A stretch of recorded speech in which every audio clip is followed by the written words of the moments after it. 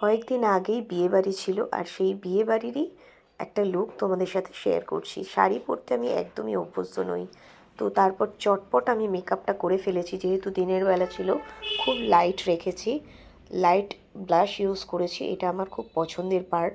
আর তারপর ইউজ করে নিয়েছি ব্রাউন শ্যাডো। হ্যাঁ, ব্রাউনটা আমার খুব পছন্দ, তো সেই কারণে আমি ব্রাউনটাই বেশি ইউজ করি। আর আমার মনে হয় আমার স্কিন টোনে ওটা খুব ভালো যায়, খুব ন্যাচারাল লাগে।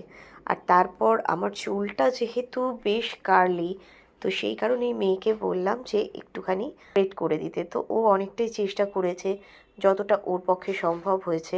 দেখতেই পাচ্ছ আমার চুলটা কতটা রাফ। শিমারি কালার ইউজ করেছি শ্যাডো, কাজল ছাড়া একদমই মেকআপ ইনকমপ্লিট। এরকম একটা চোকার্স পরে নিয়েছি। আর অবশ্যই জানিও যে কেমন লাগছে চোকার্সটা। আইলাইনার ছাড়া লিপস্টিক আমি একদম ইউজ করি না। একটা পিঙ্ক শেড ইউজ করেছি, তারপর প্লামের এই নিউড শেডটা ইউজ করে নিয়েছি, যাতে শাড়ির সাথে কিছুটা ম্যাচিং হয়। এরপর হচ্ছে সব থেকে ইম্পর্টেন্ট পার্ট আমাদের মেয়েদের সাজের, সেটা হচ্ছে সিঁদুর। এটা ছাড়া একদমই ইনকমপ্লিট আমাদের সাজ।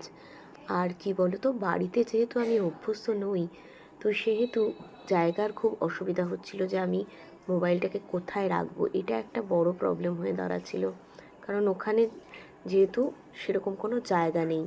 তো একবার আমি এদিক সরাচ্ছি, একবার ওদিক সরাচ্ছি, তা এই করতে করতে অবশেষে আমার সাজটা কমপ্লিট হলো। তো কেমন লাগছে অবশ্যই জানিও। খুব ভালো থেকো, টাটা, বাই।